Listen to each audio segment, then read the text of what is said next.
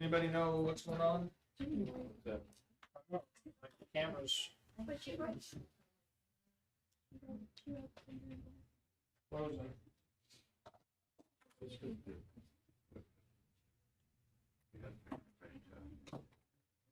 There it is. Okay. Whew. That was weird. Yeah, you move it across. All right. Okie dokie. How to use a ledger. This is really important. And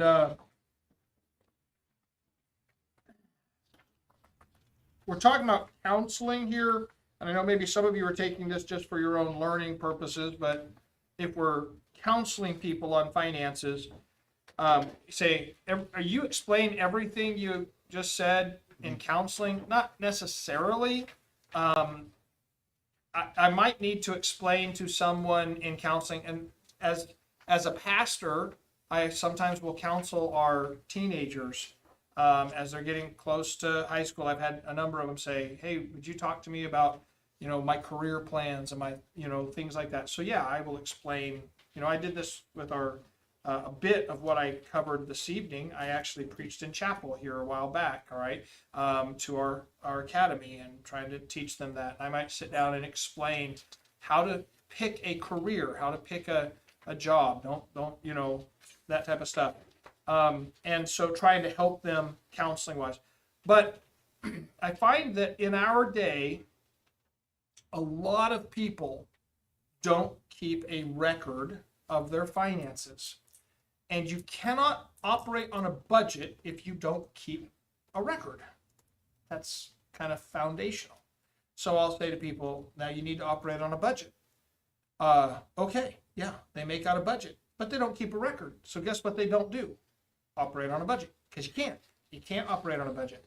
And it is important to operate on a budget. And we'll explain budgets in the future here. We're going to get to that tomorrow and as we go forward. But before we get to budgets, we need to understand how to keep track of our finances. And so when we talk about a ledger, we're talking about learning how to keep track of your finances. All right, all of this theory is very important. But if you don't keep track of your money, none of it matters. Okay? So let's learn how to keep track of money. Okay. A ledger is a system for recording the receipts, that's what you receive, and disbursements, that's what you spend or send out, of anything including money. Okay? So there's some terms here, right? Debit, what does that mean? Subtract. All right. Credit, what does that mean? Okay. Add money with.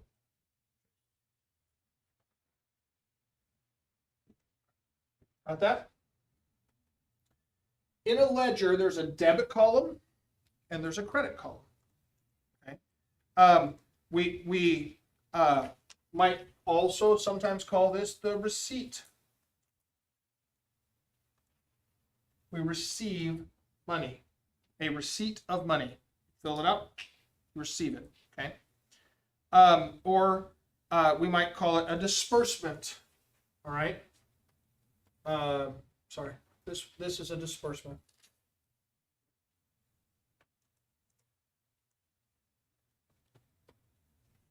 A disbursement, I'm dispersing my money, sending it out, right? There's other terms that could be used, but essentially, this takes money away. This is an expense. And this adds money. This is income.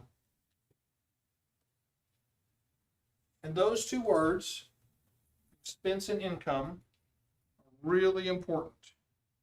And you need to understand the difference. And you need to understand where they get recorded.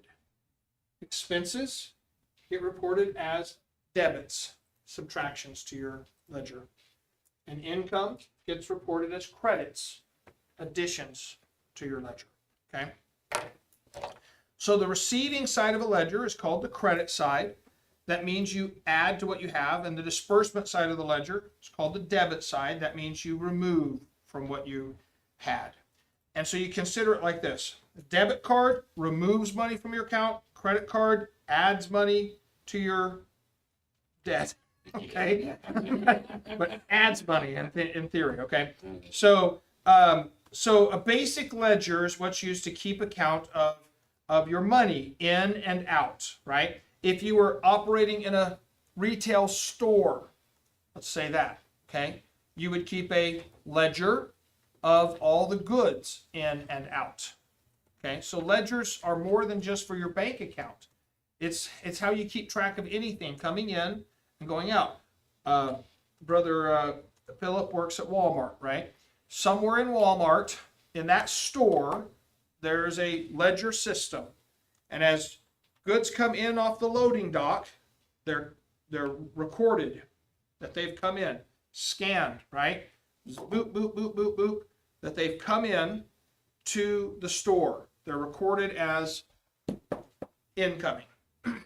And then at the check register, cash register, it's scanned and it's recorded as a debit and it's taken out of the system. And that's how a store knows how much product they have on hand, how much they received and how much they sent out. Okay. And so periodically, also what happens, and you may have seen this happen. You ever been to a store where they had the people with the little deals on their side? They're looking and they're putting tags on shelves and they're typing furiously on this little 10 key thing on their side. You know what I'm talking about? All right, they're doing inventory. What is inventory? It's trying to reconcile whether what the ledger says of how much goods are in the store is accurate. Have we accurately recorded how much has come in and how much has gone out? What discrepancy is there between the two? Okay. When you think about your bank account, you keep a ledger, how much money you have come in, how much money you spend, but every month you also need to reconcile that account with the bank statement. Why? Because the bank statement verifies whether you made any mistakes or not, whether people stole some of the product, okay, or you misplaced some of it, or it got damaged and destroyed, or something like that. That inventory, that reconciliation helps to keep everything in proper order, so you know exactly where you are. And if you don't do this properly, what's going to happen is you're going to spend extra money that you didn't think you were going to have to spend. And that extra money you're going to spend is on overdraft fees. Or you're going to be standing at the store one day and you're going to say, I need this gallon of milk, and you pull your debit card out and swipe it, and they're going to say, sorry, no milk for you. You have been declined. And then you're going to be so embarrassed. Yeah. Right? There's something wrong with the card. There's something wrong with that card. I have money in there, I swear. I don't know what's going on. I'm going to call my bank right now. I am so furious, right? All right, so. Have a protective draft. Yeah. All right, so why is it important? Well, because those things happen all the time, all right? So, basic ledger, if you'll turn here, you'll see. All right, this is a basic check register. I printed it out for you. So we're gonna work across it. And in counseling, by the way, if I'm doing financial counseling, I'll go through this with folks doing financial counseling so that they know how. So many people have never been taught how to use one of these. It's crazy. Okay. So this is a more modernized check register, or we used to call them. It says check register up here, but how many of you have ever written a check? A couple of you, okay. Some of the you never written a check. Most people your age and down haven't. Okay. So I don't keep checks anymore. I started in third grade. I go to the bank if I need a check. I've written many checks, but I pay all my bills online. All right.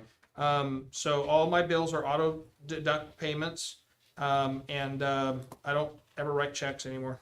So I withdraw cash for my tithe and missions, and I could do it through the through Tithely or something, but it costs 3%, and I don't want the church to be charged the 3%. So I'd either have to pay the 3% or get cash. So I get cash because I'm cheap.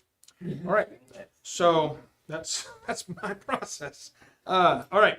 So let's look here at the top, at the legend up here. This is the different types of records that we're going to put in here. So there's a DC, that would be debit card. So in the check or code /code, if you used your debit card, you'd record that. And you just put DC right there, the date of that transaction, and then the transaction, who you spent it with. Okay, who did you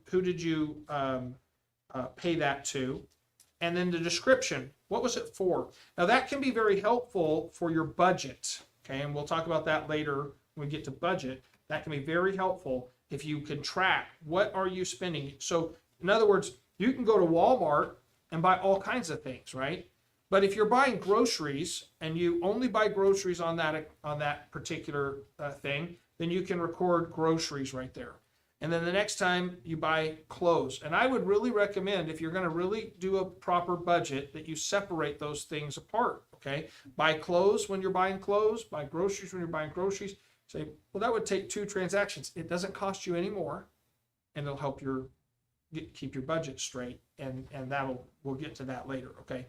But it's a different way of thinking. Most people just lump it all together and then they just record Walmart. Well, was that groceries? Was that clothes? Was that tires for your car? Those all come out of different parts of a budget, okay? And so how are you going to keep that straight? All right, what was the description? Then it says withdrawal or deposit. Now, what would be the withdrawal here? Debit. That's a debit. Expense. Okay, so that's another word we could put up here, withdrawal. Okay, and another word we could put over here, deposit. So my point is, in doing it this way, is to show you that there are many words to describe these two things, but they all mean the same concept. Okay, and then we have on the right side balance. Now, up top above that, you see opening balance. That's how much you started with. Okay. And then you record your transaction. Okay. And if you're adding money, you would add to your balance. And if you spent money, you would subtract from your balance. It's pretty simple, right? It's really simple. And you'll be surprised how you mess it up every month. Okay. So even though it's simple. All right, so look back to the legend up here in the top left. There's debit card, there's ATM, right? Maybe you pulled cash out for something.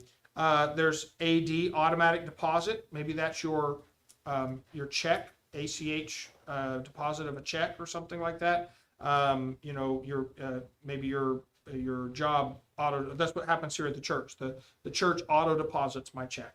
They don't give me a paper check that's auto deposited. Okay. Anybody else? Auto deposit? Anybody get a paper check? Yeah. Okay.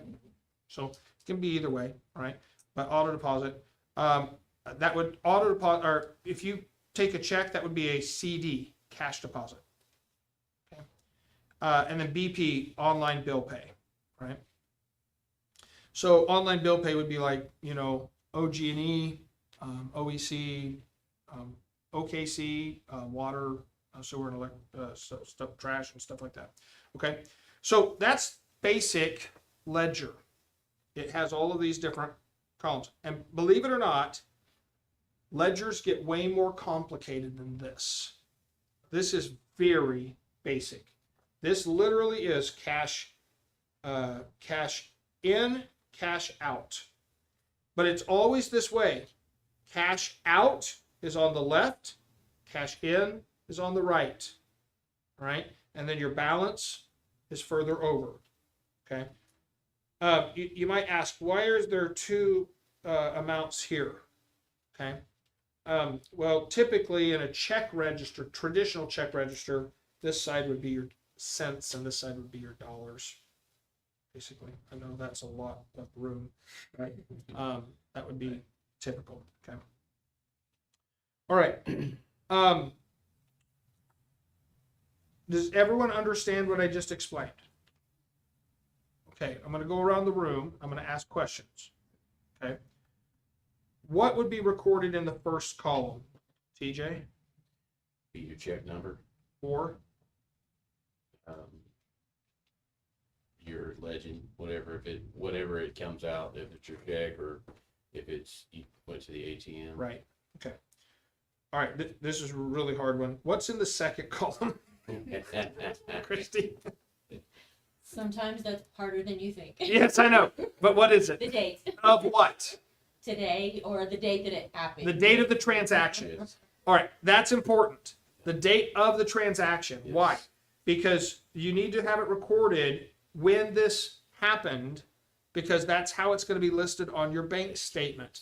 However, she's right. It is harder than sometimes than that, because sometimes you made a transaction. For instance, if you mailed a check, you would write the date you wrote the check and mailed it, but that's not going to be the date that they got it, deposited in their bank, and then it was sent to your bank.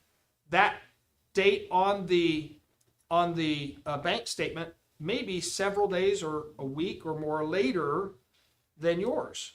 And if you write a check, for instance, and you mail it, and that person received that check, all right, let's say you sent $20 to a grandchild for Christmas, and you wrote that out in the beginning of December.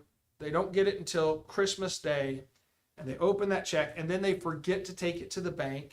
They've got that, and they're going to take it to the bank, and it doesn't get there till February. Okay. In your account, it still has to be deducted, because there's going to come a time when they're going to cash that. Now, they only have so long. Typically, it's about 6 months before the bank might say, we're not going to cash that, right? But what happens is you have it recorded when you wrote it, and it's deducted. And when you do your reconciliation, you're going to find out, did they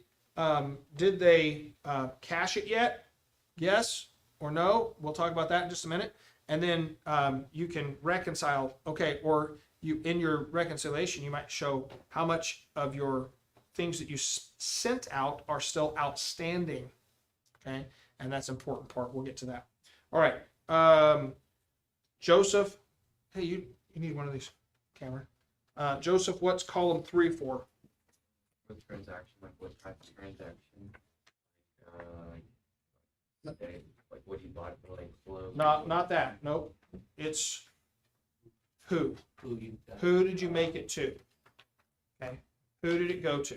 McDonald's, Walmart, OG&E, right? Who did that transaction? Who did you make it out to? Okay. All right. Next, description. It would be like clothes, gas, Right. utilities. What this would, and when we get to the budget, this really is going to be based on where does it fit in my budget? Okay. What area of my budget should I take this out of? That's really how you want to categorize it. And so you're going to know your budget because you're going to make one up or make one out, fill one out, right? And so you're going to look at every expense and you're going to think, where does this money come from? Okay. If you don't keep a register like this and you just spend money, then you have no idea where your money's going. And you can't make your money work for you unless you know what it's doing. And I want your money to work for you. That's part of what this class is about, teaching how for your money to work for you. But if you don't keep track of it, you can't do that. Okay. All right. Withdraw. What's that for? Cameron? How much money it costs, I guess, or they take now. Right. So what amount did you spend? All right. Deposit. What you receive. All right. And then balance. What you have left after your deposit or your withdrawal. Right. Okay. Sorry, guys, didn't get to you over here. We'll get to you soon. All right. All right. Does anyone have a question about how this works? Pretty simple, but it's important. Okay. someone said this, and this is true across anything. You must inspect what you expect, right? And keeping a check register, account register, is probably the better term, is essentially your inspection of your budget. How are you doing? Do you have that money there that you need, right? It's keeping that register clear so that you know exactly how much is there and you can apply it to your budget over, okay? And we'll get to budgets and such. But, all right, I want you to look at this page real quick, and I'm going to explain how you're going to do this assignment.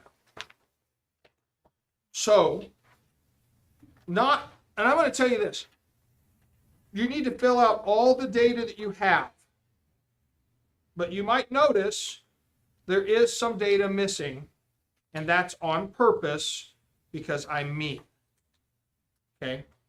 And because I know this, I've been doing account ledger for a long time. And you know what? I miss stuff pretty regularly. And I have to reconcile. I want your ledger filled out from top to bottom, okay, of what is here. And then I want you to do a reconciliation with the bank statement after that. Okay, and I want it to be done in that order. Is that understandable?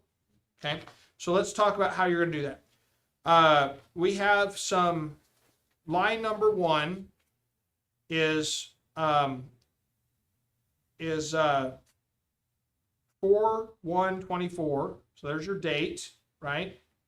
And this just says supplies. And by the way, this is a church account, and I think I got something.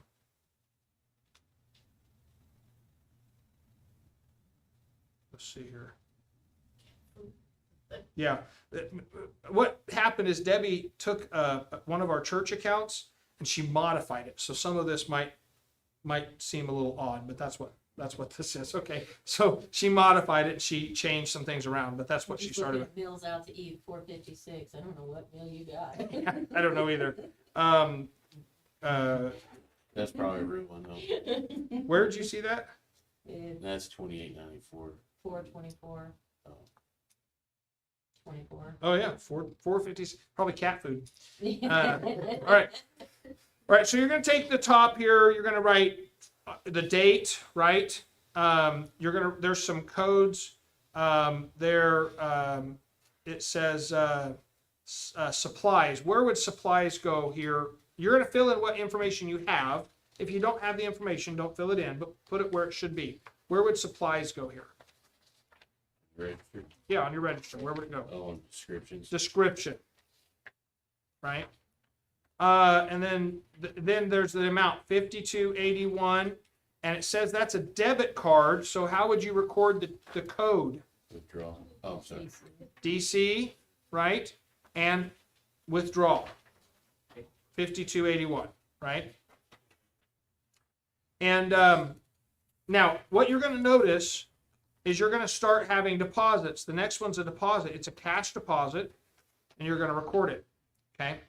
But in order to know where to start, and this is the only thing I want you to look at on the bank account. I want you to look at the bank account here. And it says beginning balance. That's what you put in your opening balance there. And you run your ledger from there.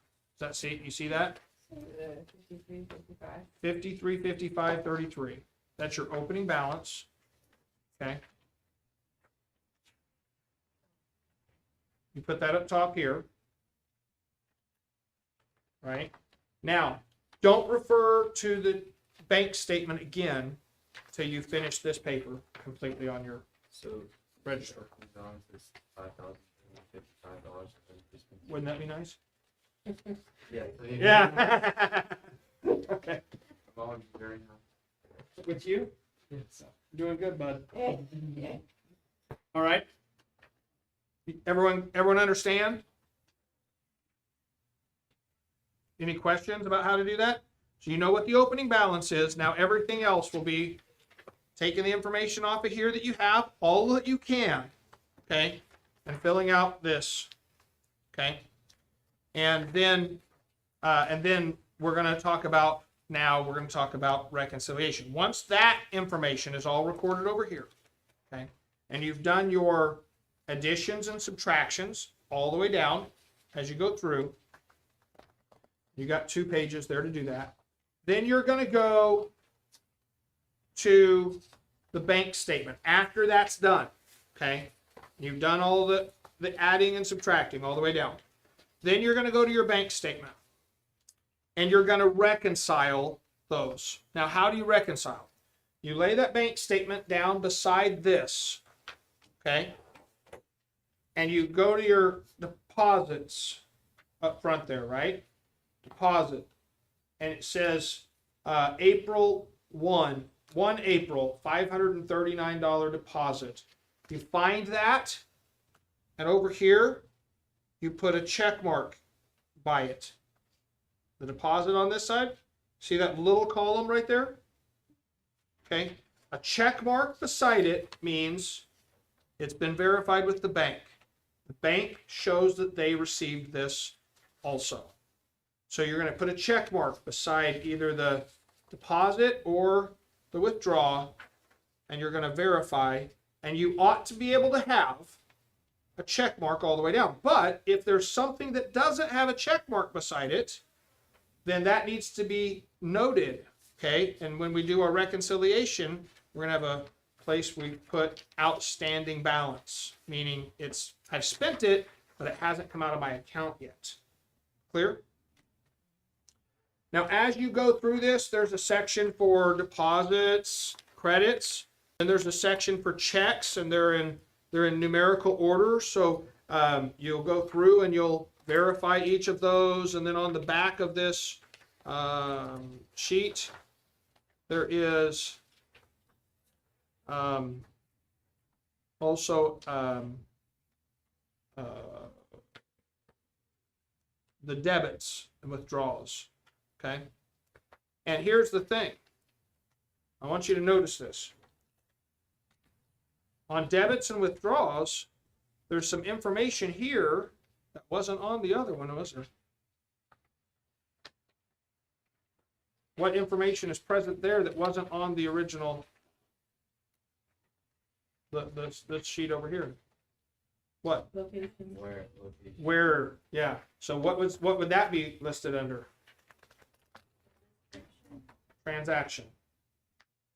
So the ledger I provided you primarily has descriptions. The bank statement has a lot of transaction locations. Where did it go to? Make sure you fill all that in as you do it. So where do we put a check mark at? Check marks go over here on the right-hand side of the withdrawals or the deposits. And if you want for simplification, I'm okay if you just choose one of those columns and use it. And that would probably be a little easier. That's what I do when I do mine.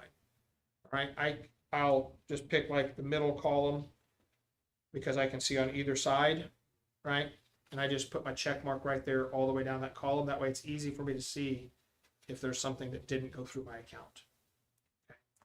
If there are things on your bank statement that are not recorded in here, they weren't on the other sheet, then you'll need to add them at the bottom. What are some of those things that might be there?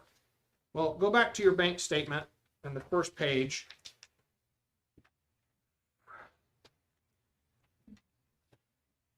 Right up top, it tells you your beginning balance. You had 12 deposits, you had 36 withdrawals and debits, an ending balance.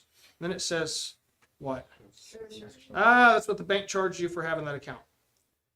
I guarantee you didn't put that on there because you didn't know it until now, or you didn't see it till now. Okay, so when you get done reconciling your account, though, if that number's not on there, that $7, guess what? You'll be off.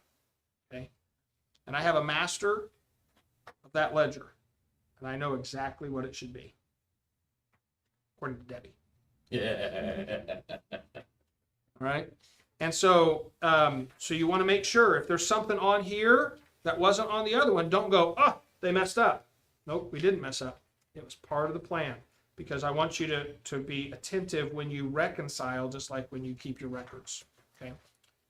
Does everyone understand that? How that works? The goal here is not busy work. The goal here is for you to put into practice using a ledger, okay?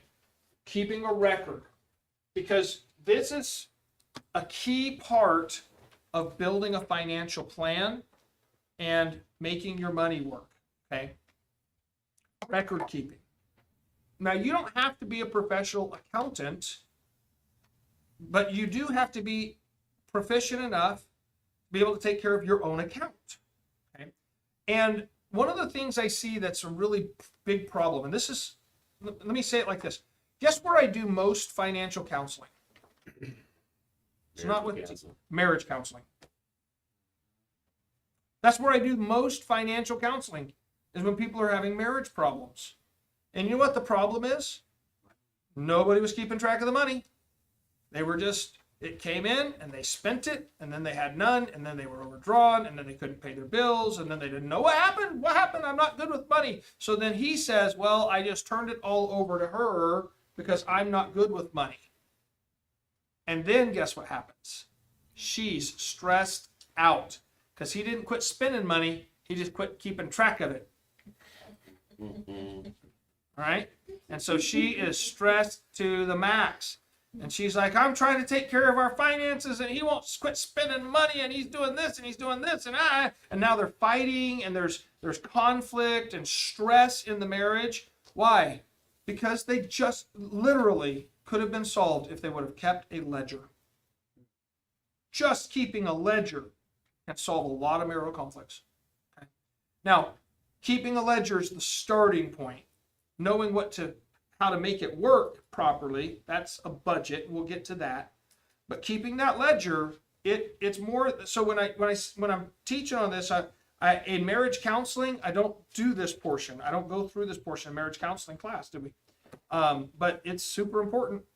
All right, it's super important to teach them how. And you'd be surprised how many people that are married, kids, sometimes in their 40s, and you can make it a long time not doing it.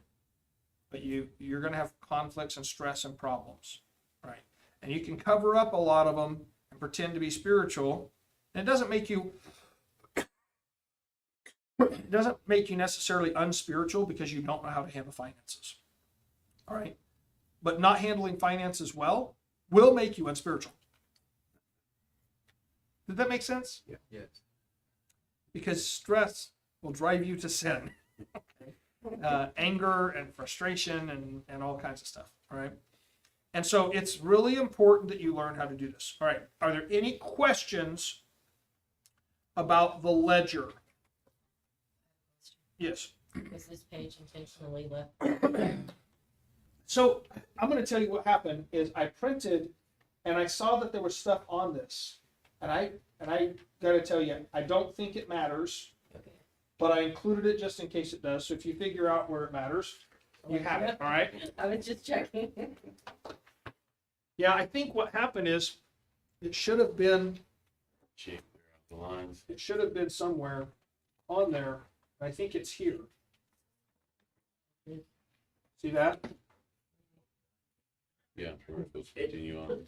So I don't know I don't know what it's supposed to be exactly. I think this is, okay, what do these say? 102. That's what it is. Created. That's what it is. Okay, so look at this here, guys. If you fold this page over, you can see on page 2 here, those line up. So that tells you what these are over here. Page number 1 of 2. So it just kind of bled out. I just must not have adjusted the margins properly.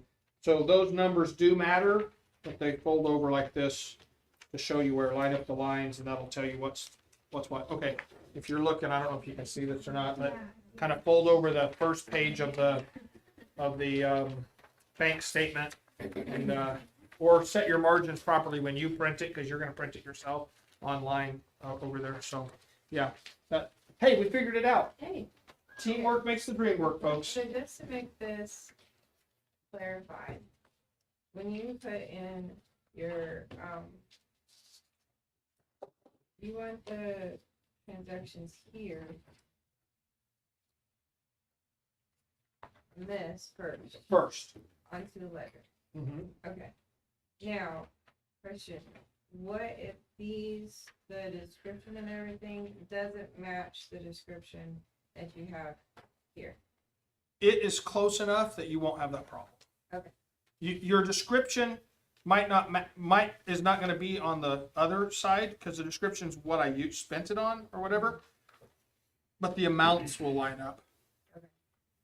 And if there's an amount that's present on the bank statement that's not present on the other, it's one that you forgot to record in your transactions, so you'll need to add it in at the bottom.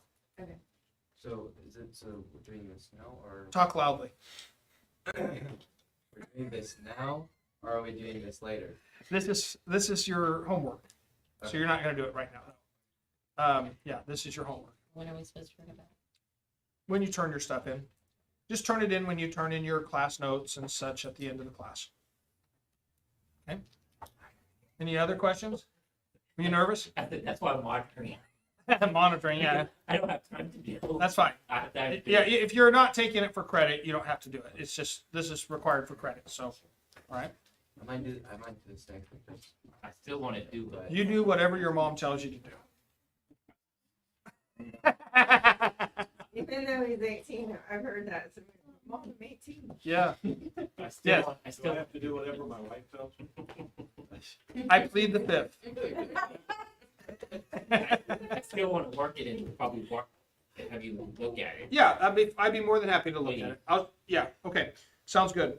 All right, let's kind of move on then. If all the questions are answered, we got about 15 minutes or so left in class, and so we'll get a little bit further. That way, the further we get, the further we can get, basically. I guarantee we will not exhaust the topic of finances in the hours that we have available, so we'll get as far as we can go. All right. What does the Bible say about greed? I'm concerned, Pastor, you want me to take that ledger and keep my eye on my finances, and I think the danger is that people doing that are probably greedy of filthy lucre.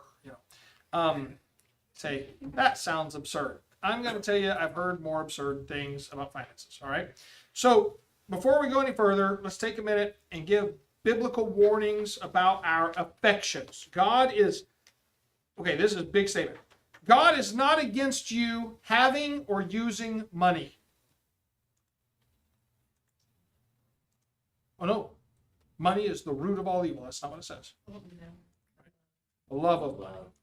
God is not against you having or using money. Remember, the Bible tells us that Abraham was rich, and he was much beloved of God. David, by the way, was rich. Solomon was one of the richest men in the world, right? So God's not against you having money. God is, however, against you setting your affections on the things of the world, the love of money, including money. While Abraham was rich, his affection wasn't on his riches. It was on God. So let's consider a few warnings in the Bible about money. I'm going to have some of you read these, okay? So I missed this section over here, so I'm going to have you start. Philip, Matthew chapter number 6, verse number 19 through 21. Brother Reddick, Luke 12, 13 through 21. That's a longer portion. Mrs. Reddick, 1 Timothy 6, 1 through 11. All right. Brother Ben, Proverbs 1, 10 through 19. We're going to go up here then. This is easy for you. Proverbs 15, 27, TJ.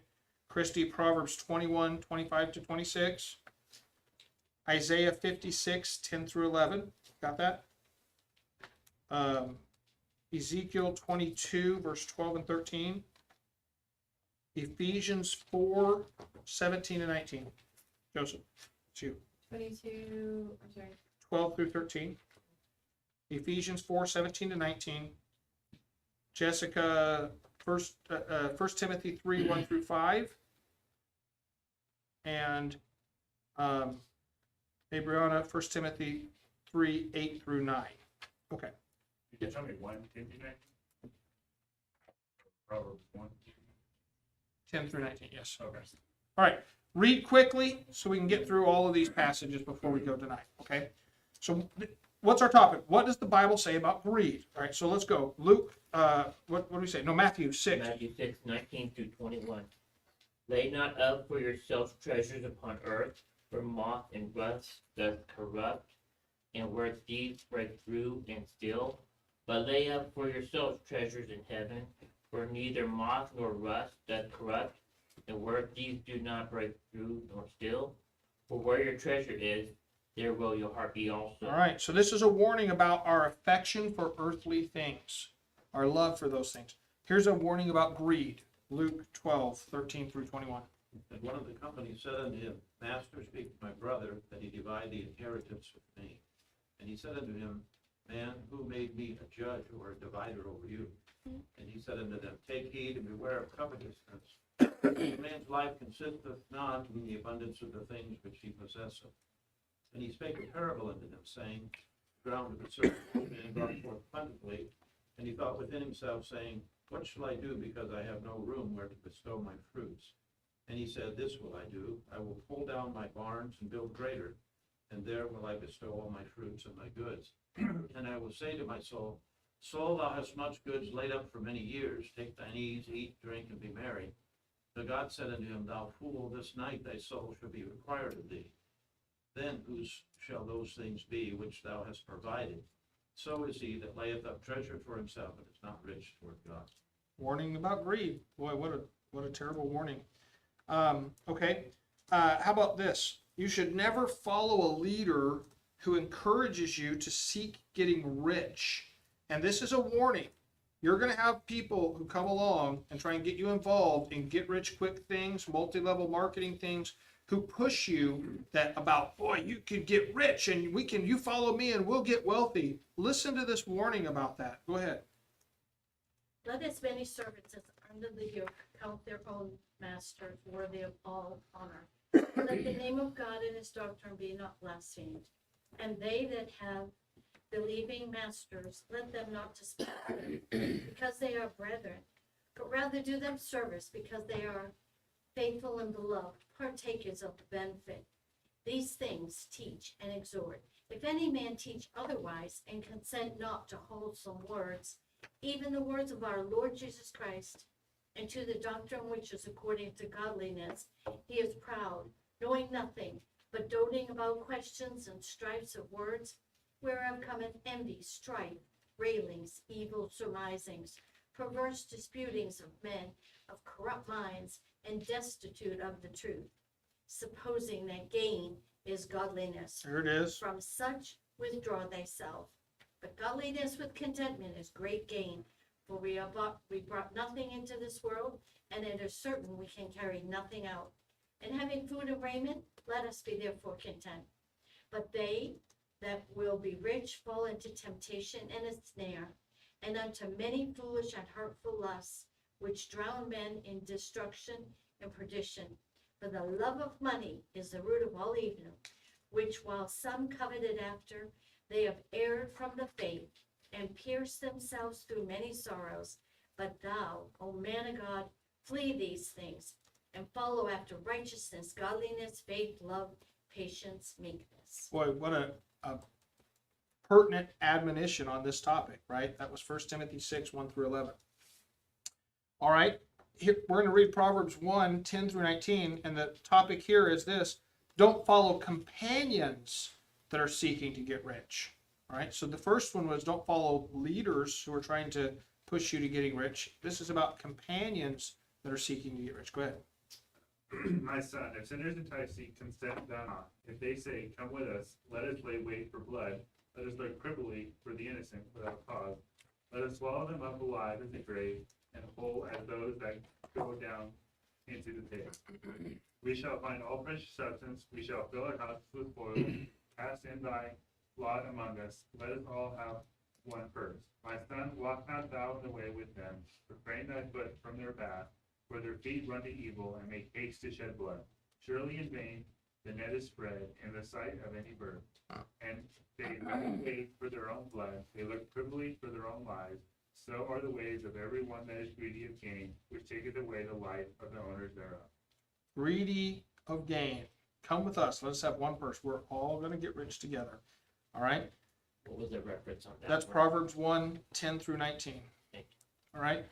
Now, the next topic is in Proverbs 15, 27. And this topic is this, or the thought here is this, that greed will hurt your home. If you allow greed to run in your home, it'll hurt your home. He that is greedy of gain troubleth his own house, but he that hateth gifts shall live. Troubling your own house, right? I can tell you for a fact, I've counseled people before who destroyed their marriage because of their greed. And their focus was not on their spouse and their children. Their focus was on money, money, money, money. And they had to have more. And they got a bigger house. And they lost the family that was supposed to be there. Danger, all right? Not only that, but greed is often present in lazy people, okay? Proverbs 21, verse 25 and 26. The desire of the slothful killeth him, where his hands refuse to labor. He coveteth greedily all the day long, but the righteous giveth and spareth not. It's a crazy thing to me, but the lottery is very popular, okay? The lottery is really a tax on people that are bad at math, okay? And you know what they're going to do with it? Why? They're going to build schools, and they're going to fund education, and they're going to build hospitals. And you know what they actually do with it? Nothing. No lottery, this is a fact, no lottery has ever made a revenue profit, all right? It just is an expense. It's legalized gambling the state runs, okay? But here's the thing. You know who spends the most money on it? People with the least. The people with I'm not kidding. I've seen this happen. They go into Walmart with their cards, whatever, and they buy a bottle of Coke, and they get extra cash off so they can buy cigarettes, beer, and lottery tickets. It's just it happens all the time. I'm just telling you. It's a sad, sad thing, and they're taking money that's not even theirs, but they're going to strike it rich. And if they ever do strike it rich, guess what happens? They ruin their life anyway. And the curse of the lottery is real. People that win the lottery typically end up in bankruptcy within 7 years. Okay, it is stupid constant how it works that way, and the Bible describes it, right? Wealth gotten by vanity makes wings, right? And it flies away, right? So it's often present in lazy people are often also greedy people. You can never give them up. Do you see the news article the other day about the migrant woman who I think she was in Chicago, and she was interviewed by the news, and they had provided her a place to live and food, and they interviewed her on the news, and she was complaining about how the place wasn't nice enough and the food wasn't the type she liked and all that time.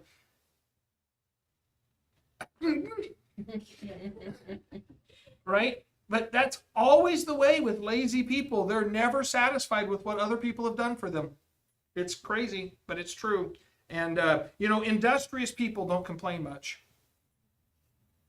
Busy working people don't complain much. They don't have time. But lazy people have nothing but time to complain. And so they do. And they know what it took to get there. Oh my goodness, yeah. They know everything. All right. Greedy people are also self-indulgent. That's in Isaiah 56, 10 through 12. Greedy people are self-indulgent, often self-indulgent. His watchmen are blind. They are all ignorant. They are all dumb dogs. They cannot bark, sleeping, lying down, loving to slumber. Yea, they are all greedy dogs, which can never have enough. They are all shepherds that cannot understand. They all look to their own way, everyone for his gain. From his quarter Come ye, say they, I will fetch wine, and we will fill ourselves with strong drink, and tomorrow shall be as this day, and much more abundant. We agreed. All right. All right, we're going to look at Ezekiel 22, 12, and 13. And here we see this, that greed seeks to gain from your neighbors by perverting what is right. Greedy people are willing to take from anybody and everybody. They're willing to take from people that they know and love, even in theory. They say they love them, but they just love themselves more. So does that apply like people who, like if they're on, like they're doing drugs and they're wanting more and more and more of it? Also, yes. Wait, Ezekiel 22. And thee have they taken gifts to shed blood. Thou hast taken usury and increase, and thou hast greedily gained of thy neighbors by extortion, and hast forgotten me, saith the Lord God. Behold, therefore I have smitten mine hand at thy dishonest gain, which thou hast made, and at thy blood, which thou hast been in the midst of thee. All right. Now we're going to look at Ephesians 4, verse 17 and 19. And here's what we find here, that greed is a work of the flesh. This I say therefore, and testify in the Lord, that ye henceforth walk not as other Gentiles walk, in the vanity of their mind, having the understanding darkened, being alienated from the life of God, through the ignorance that is in them, because of the blindness of their heart, who being past feeling have given themselves over unto lasciviousness, to work all uncleanness with greediness. Amen.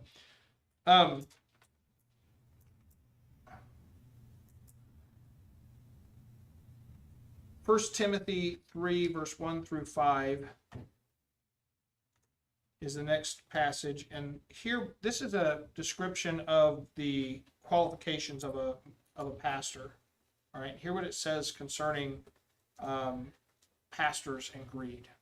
By the way, should a pastor be greedy? Missionary be greedy? No. Evangelist be greedy? Deacon? Sunday school teacher? Choir member? Okay, my point is here's what happens sometimes. And we're going to read this. It's a qualification. But can I tell you, it's true for every believer. Okay? But sometimes people will say, did you see that pastor bought a new car? Can you believe how greedy he is? Well, you know what? There's nothing wrong with a pastor having a nice car or a nice house. Greed is not the same thing as God blessing you. And having nice things isn't necessarily always God's blessing. I will say that.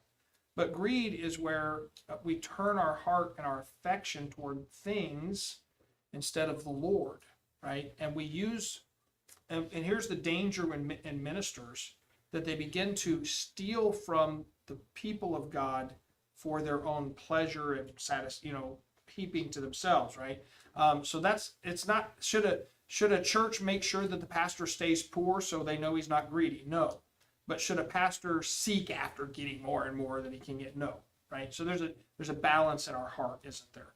Okay. But this is one of the qualifications. This is a true saying, if a man desire the office of a bishop, he desireth a good work. A bishop then must be blameless, the husband of one wife, vigilant, sober, of good behavior, given to hospitality, apt to teach, not given to wine, no striker, not greedy of filthy Lucre. What does that word mean? Money. Money. All right. Not greedy of filthy lucre. It means money. All right.